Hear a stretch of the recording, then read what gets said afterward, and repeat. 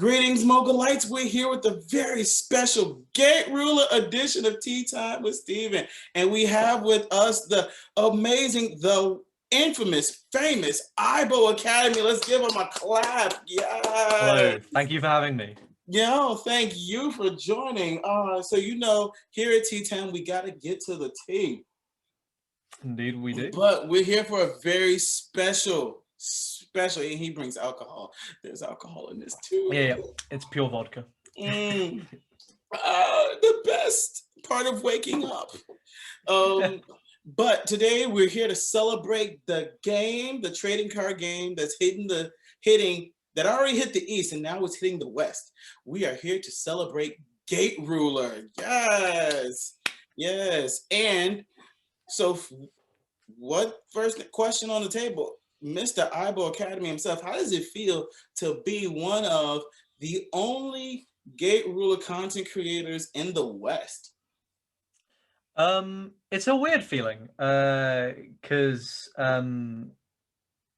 it's weird knowing that, like, if you search Gate Ruler, there's like a really good chance that one of the first thing that shows up is like my face, and that's a very surreal feeling.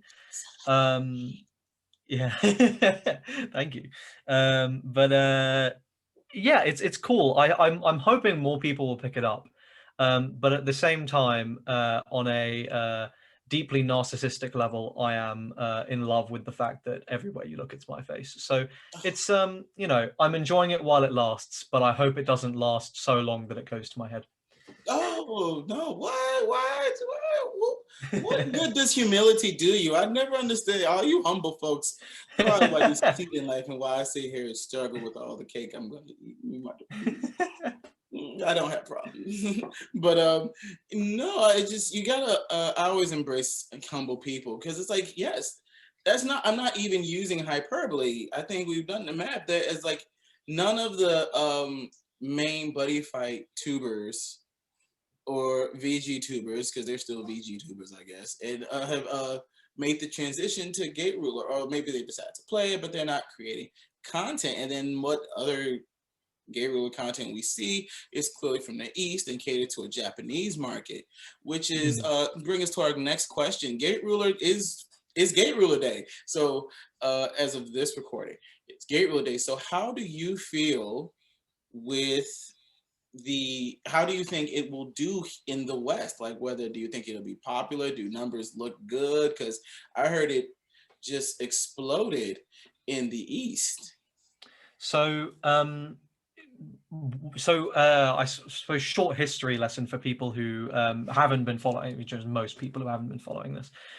So I've been following Gate Ruler pretty much since it was announced, just because the creator essentially saw Buddy Fight announce getting cancelled and was like, well, I wasn't going to announce this now, but it was a pretty good time. I was like, I respect the hustle. So he announced Gate Ruler before he really wanted to, but then it was in sort of the public eye. So I was following it from then, and this was close to a year ago now. So we build up the release, and there was a lot of sort of anticipation and like, I don't know, anxiety is the right word, but because the product was expensive for a Japanese market. So a lot of people were expecting it to have sort of lukewarm sales, but it ended up selling really well. Set 1 sold very, very well.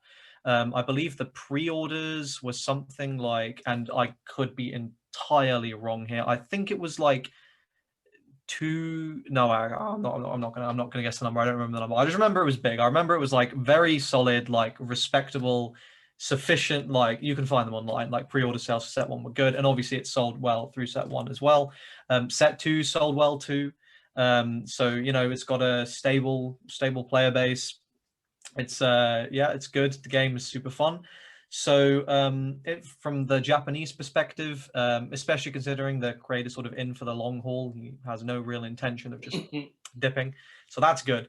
And again, that same sort of anxiety was there with the English release due to a sort of lack of marketing, and indie card games already have a really tough time breaking into the market, combined with the fact that we're in the middle of I don't know if you guys noticed, we're in the middle of a pandemic. The plague. And I expected a little more fanfare from the apocalypse, but you know, Yeah, You get honestly. what we got. Well, that's a But lie because yeah. in America the capital was rated. So I mean, you couldn't have told me. You guys are wild, and I'm just chilling. America will do American things. I think Yeah. we're on our toddler stage country-wise, so we're just gonna be kicking and screaming. Oh, Yeah, a lot of honestly. screaming. Yeah, but so yeah, I was expecting it to be sort of an uphill battle where it was really like grassroots for the first like set, two, maybe even three sets before it sort of took off. Because I remember Buddy Fight took a while, and Buddy Fight had the full force of Bushy Road marketing and Vanguard at its peak. So yeah, I Mm. was expecting it to be difficult. And I think what they've done is quite intelligent in that they have made essentially buying product such a no-brainer, free value that you get so much in a box that it's sort of like they're fun to open, you want to open them, and you can build decks so easily and so cheaply from a secondary market perspective that what I'm expecting to happen is people to sort of catch on to this is a thing, and I would guess, combined with the fact that we are starting, like the UK, for example, and countries are starting to sort of emerge in the next couple of months. A lot more stuff is opening up. We're going to see a lot more people just getting their eyes on it and then finding out just how good value the product is. So Mm. I would expect popularity to sort of really blossom in the next few months leading up to set two. So many good segues. But let's talk about this word value because Mm. I love to hear it.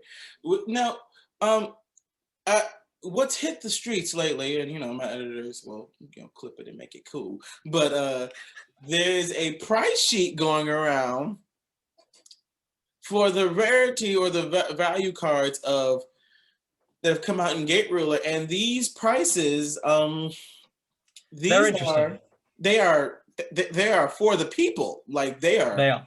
They are for the community, for the people. We had Schrodinger's cat, which, and I don't know who made it, but there is a well, I do know. Well, I've heard through the grapevine of Yeah, people. yeah. But there is a column that says base rare, and then there's a second column that says higher rare. So there is Schrodinger's cat, which is one of the valuable pink cards, and I think it's a it's 3-star. still sees play to this day in Japan. I A lot of play. Oh, I love. Boy, if we're not making Alucard broken, we're gonna make my deck broken. Um, I love it, but it was valued at like 30 cents, and then its higher rarity was valued at 50 cents, and then I was like, "But the only higher rarity I know of Schrodinger's cat is an uber rare." The black and white. We busted into the negatives. I was like, "Wait, that So help, help." So a quick sort of explanation now. I'm gonna call on your editors now to chuck up that little graphic there, which has all the different rarities. So essentially, there are three rarities. Oh, it's three rarities in Gate Ruler. So there's normal base rarity, and I'll say I'm expecting that to be so cheap it's ridiculous. Because you get so much base rarity stuff per box per case that I genuinely cannot see decks costing more than like 50 to $100 base rarity on average. I genuinely like the most expensive deck in the game, and you can quote me on this. I mean, it doesn't mean anything, but you can quote me on this. Is I would ballpark at like $150, like the most expensive deck in the game, like base rarity, which is ridiculous, right? That's incredibly cheap. So that's base rarity. Then there's this high rarity. Now, high rarity is because it's named as such because in Japan, those of you who played Magic are probably familiar with VIP packs and collector's boosters. There was essentially a equivalent of that in Japan, and that, whilst it's well suited to a Japanese audience and in fact sold very well, better than the main set. It's less well suited to a Western audience, as those of you who play Magic probably are well aware. So the decision was made to instead include those versions of those cards as inserts.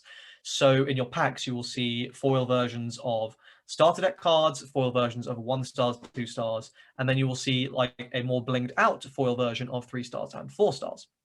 And those are the high rarity versions spoken about in that column. So that the final rarity then is uber rare, and this is the big like black and white, super flashy, insane foil, relatively rare cards, and those I would expect to be expensive. And I will say I would also expect the high rare cards, or certainly the high rare versions of 3 stars and 4 stars to be carrying a lot of the value, because those are relatively rare. You do not get a huge number of those per case. I believe it's like on average like 1 4-star high rare per case of each, and like and maybe 2 to 3 3-star high rare per case. So I would expect those to be a little bit more expensive, and Ubers, of course, to be well, Expensive. Ubers are pretty expensive, though I will say the Legends, which is a pretty unique part of Gate Ruler, where you have these like collection of cards you can only play one of, and you have like a limit per ruler. I'm expecting the Uber rares for Legends to be marginally more than the actual Legends themselves, because you get one per box. So yeah, like everyone and their mum's gonna have Uber rares. But yeah, that's sort of the breakdown of rarities. So yeah, I would my estimate would be we're going to see pretty much most of the big money in high rare and Uber stuff, and the base rare to be very cheap. But like, is the but like, ugh, I want to be professional. Is this like, if you, we're talking about it from the viewpoint of like Mm. us, the people who are buying, but if you were a seller, this has to this is this tragedy? Did tragedy strike being a seller trying to get into this game? Because if you're not going to get your money back on the amount of cases you order, and then I mean, if you and then you know the big debate in the community is it singles versus boxes, and it's this Mm. behavior which builds and kills a game. So, like as a seller, are you even incentivized to get large quantities of product if you just mathematically can be like, now So $12, I get $12 a case. What? One so I $12 think card a case? I don't know. so I think from the seller's perspective, I think it's actually the most difficult part about this is the fact that no one really knows how to price anything right now.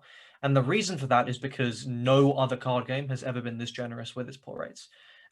So it's like a win on both sides, but at the moment it doesn't feel like it because no one has any clue what's going on. Because intuitively you would think, oh, well, this is a 4-star, so I might expect this to be a $10 card. I might expect this to be a $15 card. But then you sit there and you run the numbers and you see that, and I'll say, here's some napkin maths for you. If you take one box and you price every foil in there, like the high rarity low, like the 1-star foils, 2-star foils at $1, you price your 3 stars at $3, even the high rarity 3 stars at $3, and you price your 4 stars and your legends at $5. Your $90 to $100 box ends up giving you about $250 to $300 in value. So that's ridiculous. That's that's a money machine. That's I'm pretty sure what's his name, whoever runs the money printer over in over in Washington. He's got his eyes on this because this is interesting. Mm. So obviously that's that doesn't make sense because you hear $300, then you go, okay, so why the hell would I ever buy singles? I'm just going to buy boxes and I'll get all that. So there's going to be some kind of equilibrium reached, and I think the way that's going to happen is stores are probably going to be making their nice fat margins on the high rare stuff and on the Ubers, and they're going to be the big ticket money cards, and they're going to be for the whales, and that's healthy. It's good. We need whales in a game. Yeah. Whereas I think the average player who's just interested in getting a play set is actually also going to be incentivized to go for singles, because I would hope would be able to go out and buy a base rarity play set of everything for relatively cheap, because you get, again, so much per case. Yeah. So I think, yeah. Well, I hope that. Well, we all hope that's the case. I'll just say personally, I've been doing this secondary market dance. I've been spectating it, and I'm just like, you humans can't be trusted. Where are our machine overlords? Because what do you mean, like? Or case in point, I hate to drag another game down in the dirt, but you've seen what has happened with Digimon, the trading card game. Yeah, yeah, I'm yeah, like, yeah, yeah. It's a Humanity was a travesty. mistake. Like you all have. I, and I won't stay on this tangent for too long, but I will say I think Digimon is like a sort of perfect storm of every bad thing that could possibly have happened to a release in one. It had a lot of hype behind it, which is typically a good thing, but that meant that there were a lot of eyes on it. You had the Pokemon and Yu-Gi-Oh, particularly the Pokemon collectibles market exploding in the year run up to Digimon's release. You had everyone at home during the lockdown, so they had a lot more time to be online finding these things. In America, you had stimmy checks. So you had all these people with the time, the inclination, the information, and the money to go out and buy this product. Combined with that, you had a two-stage botched release from Bandai where basically no product was sent out into the wild on both occasions. So everyone and their mum was fighting over these boxes because they knew they could scalp them or they just wanted to play the game. Yeah, yeah, Yeah, and you have this huge and then so you've got that issue, and then you've got Bandai, who I'm shocked are still in business because their solution was not okay. Let's just slow down. We're going to delay everything. We're going to get a big fat print order ready. You will get your product. We'll delay the game a few months. It's fine. Instead, they were like, okay, well, we're going to print out this 1.0 wave, and then we're going to send out this 1.5, and then we're going to take pre-order for set 4 and set 5 and set 6, and we'll also do another printing of 1.0, and it's a whole big mess. And everything went badly. Basically, everything went wrong that could go wrong. Yeah, if Murphy's Yeah. Law, Sod's Law, and then just Pandora's box, like unleash all the 7 deadly sins on humans. I don't know how we Everything. got that Absolutely during everything. that we did. Like so I just was like, what? Pourquoi? But so you know, we get scared, but it looks like Gate Ruler having Gate Ruler's having a better, not that.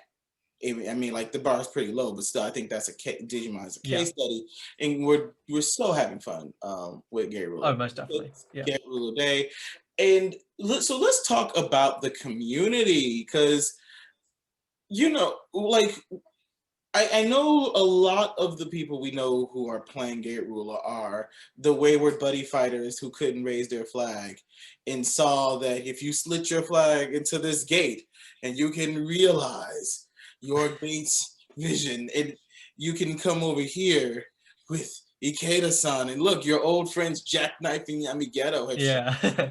like you're to this warm hug. I think a lot of jaded body fight players and Vanguard players as well just saw it and they were like, "Hey, man, yeah, I'm down." Just a hug. Well, who needs a hug? I mean, everyone needs a hug, right? Honestly. I think it's something to, and I'll be honest, I've seen so much love in the community between like support or constant sharing of videos of how to play and being nicer to noobs than other groups are, because I've just left all the groups. I'm just tired. You all are toxic to human beings for no reason. I can't. I was like, I just don't get it. I was like, I wake up every day and realize the world is sad, and I'm like, no, I choose to be in a happy place. Anyway, but I think, you know, like, what would you say about the community you've experienced so far? Or as I say, you've helped cultivate. Costco's calling me. Why? I'd say I think the nice thing about the fact that the community is so small, you know, is that means that pretty much everyone in it is very invested, and they're invested in the game, and as a result of it being so small, they typically are invested in the people. So you know, I know plenty of people who only got into Gate Ruler because their mate, who they're very good friends with, was like, "Hey, you need to check this thing out," and they were like, "Yeah, all right, tight. You're in this, fine, I'm in this." I know a lot of my, not a lot, but a few of my mates were not really planning on buying anything for set 1, but I was like, "Hey, I want to get some cases," and they're like, you know what? If you're into this, fine, go on. I'll throw down some money. Let's go on. Let's get some product." So that's really nice. And the other obviously really nice thing is the people who are playing are like, they're playing for like the game. So whilst I am, for example, if you've ever been on my channel, you'll know I'm a very competitive player. I care a lot more about the competitive metagame. But I I appreciate the casual like 100% in this game because I'm playing it for fun, and it's been a while since I've remembered what playing card games for fun it's been like, which is a very sad sentence to have to say, but it's true. And a lot of Plain old people simply true. are, yeah, honestly, and a lot of people are just like, yeah, it's great because we get to play for fun again, and we get to experience all these like the sort of thrill of like a whole new card game where you don't really know how anything works and you can try anything, and the deck building's fun. So yeah, it's like basically it's great because it's a relatively small community, but they all care about the game, and generally speaking, they care about sort of the community itself and the people within it. Yeah, I So yeah, mean it's pretty that's great. great. And to my last question, because as the world slowly opens up, whether that's a good or a bad thing, because I don't. Okay, whether the world slowly opens up, we hope that brings the return of events and tournaments. And do you think that Gate Ruler lends itself to a competitive gaming structure? Because one of my attractions to the game itself is that I don't have to think. Like I don't. I clearly, if you see my friend here, The I strong don't. boy apprentice. Yeah, pink red apprentice, pink red berserker, all day, every day. I don't do it. Like I just don't like. And when set, if we do a Gate Ruler Day episode 2, which we hope to see again, you're gonna see me and my That'd be son lovely, yeah. Darumageddon, because he's Oh baby. my beautiful, beautiful bearded son. Oh, he's everything I've ever wanted in a card. Anyway, but as an apprentice player, I guess I just don't. I like that I don't need to process combos or process things. I just look at top two, bleh, swing, do Just that. do the thing. Do whatever. Like, I okay, do the thing. like I think, yeah. like, I remember you did have a video where it's like, hey, if you think apprentice is just a look at the top deck, you're wrong. And I was like, oh, I mean, right, it's all the fun it is more than that. Surprisingly, yeah. Yeah, all the It's fun not part it's not with as, the yeah, structure. Now I just yeah. have to, have a reading level higher than third grade, which sometimes is actually hard for me. Which, to be fair, for card game players, can be a challenge Oh my now and God, then. yeah, it really is. It really Yeah, I think the really nice thing is at the moment it doesn't cater to absolutely everyone, but it's set to. We have 6 rulers. Um, and it already caters to a lot of people, right? There's Mhm. people such as yourself who they really just enjoy like hey, maybe I want to spend all my time doing the deck building. I want to build a bunch of cool decks. But when I sit down and I want to play, I just want to play. I want to turn my top 2 cards over. I want to do what they tell me to do, and I want to just have fun flipping counters and dealing damage and doing that stuff. And that's cool. There is absolutely like support for those kind of players. Mhm. But equally, you've got a lot of players who are like, "Oh, I hate that. That's the worst." I'm one of those players. No offense. I don't I want to flip cards over. That's the worst. I want to have a big hand, and I want to use 6,000 billion IQ to do the exact same thing that you did with zero thinking. And oh like there's a people who play Buddy Fight. My favorite deck of all time in any card game is Black Orc, and that is a deck that, granted, it's scaled very well with your skill, but also you had to sit there and just think everything through. Like that was you were there, and your brain was like going brrr for the entire tournament. oh And that's my thing. I love that. But obviously, that's not for everyone. I think like that's the beautiful thing that as the game goes on and we get more and more and more rulers, there will be inevitably something that you see and you go, all right, that's it. That's the one. That's the one I want to play. And you don't even have to play anything else. You can just it's play that one and you can have very a good time. haiku. Like you're just gonna have that moment and you'll be hooked. Yeah. Like and I'll tell you, for me, and I was converted by this happening because I unhealthily love the anime Kakegurui, and when I heard of this, I was like, "That Oh, you were there. That's you it. can't seriously tell me there's something that gives me that much advantage," and I gamble to play. Oh, and then it happened, and then haunting and haunting. Like when I had my first haunting chain. That's it. That's Yeah, it. that was it. I was like, oh, yeah, it but was it's but it but was it's so bad. beautiful. The screen went white. I saw my Yeah. ancestors. I had a good conversation with God. He was a But it's so little, beautiful they were a because little, those moments are like they're paired with the moments that you flip over double Galak and you just slam down 11 damage on board and you go and you just turn cards sideways, and your opponent's like, how do I deal with that? Yeah, no, but see, It's like it's total like yeah, high roll, low you roll. get your thing because, like I said, like um, we had this thought because I heard there was a 35K event at Yes, in here in Japan. Yeah, yeah. Japan, and it was first place gets 3,500, and then 2 through 64 get 500. And the most hilarious joke we had at the shop was, imagine the difference between first and second being who ripped the haunting. And I said, Imagine. don't ever threaten me with a good time. I was like, $3,000 I would tatarija. scream bloody ecstasy. Like, I was like, no, that would be my joy.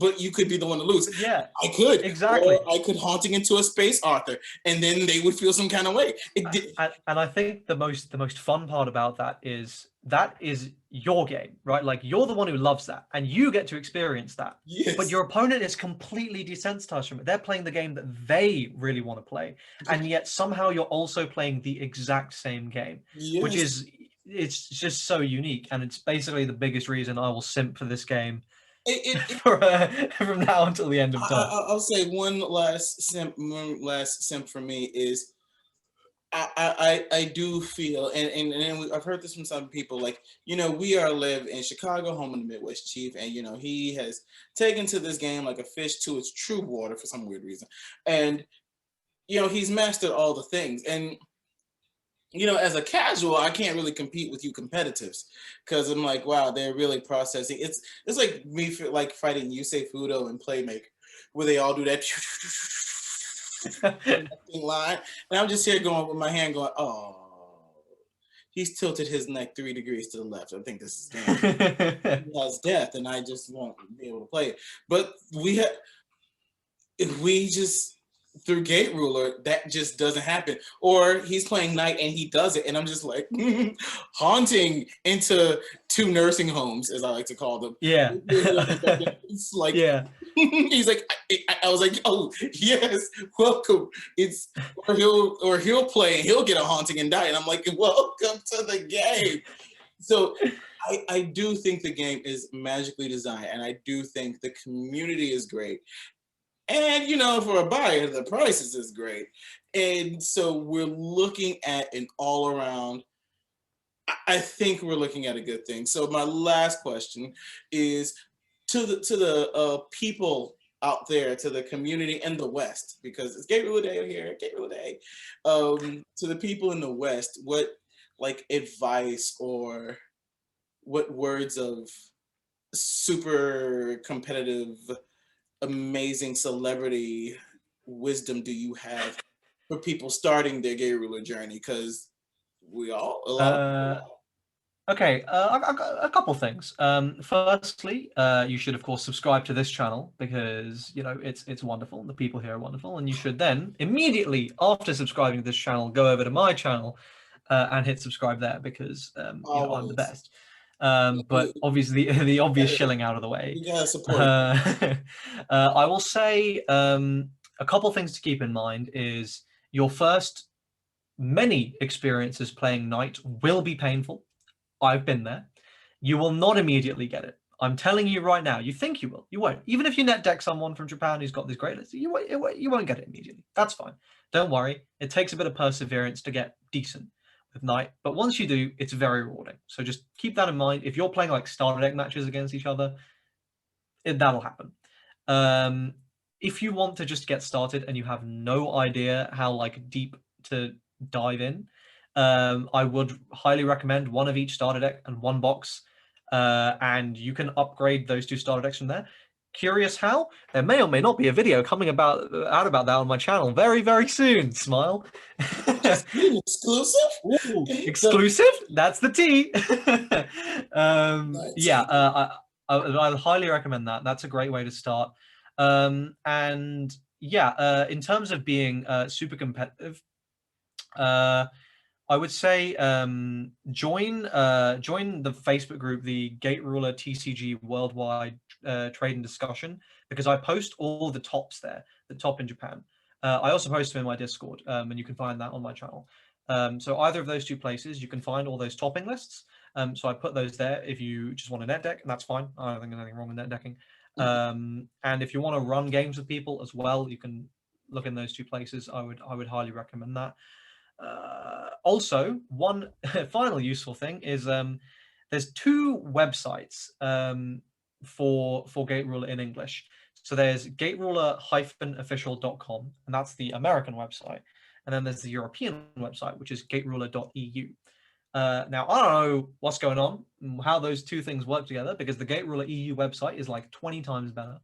But there is a deck builder there, or there will be in a couple days as of this recording. It should be, I imagine, by the time this goes up, it'll be up. There's a deck builder. There's like a card database there. So go to gateruler.eu for that kind of stuff. And you can use those resources for deck building and stuff as well. Yeah, that's all my beginner advice. Just play the game. You'll pick it up pretty quick. It would be great. Well, thank you to the celebrity of Aibo Academy himself. Yay! One more round of applause. Thank you once again for having me. It's been an absolute pleasure. So, as of course, we will put all his links in the description box below. We'll put links to the Facebook group, his channel, of course. Like, comment, and subscribe, and happy Gate Ruler Day, everyone. Happy Gate Ruler Day. Haunting.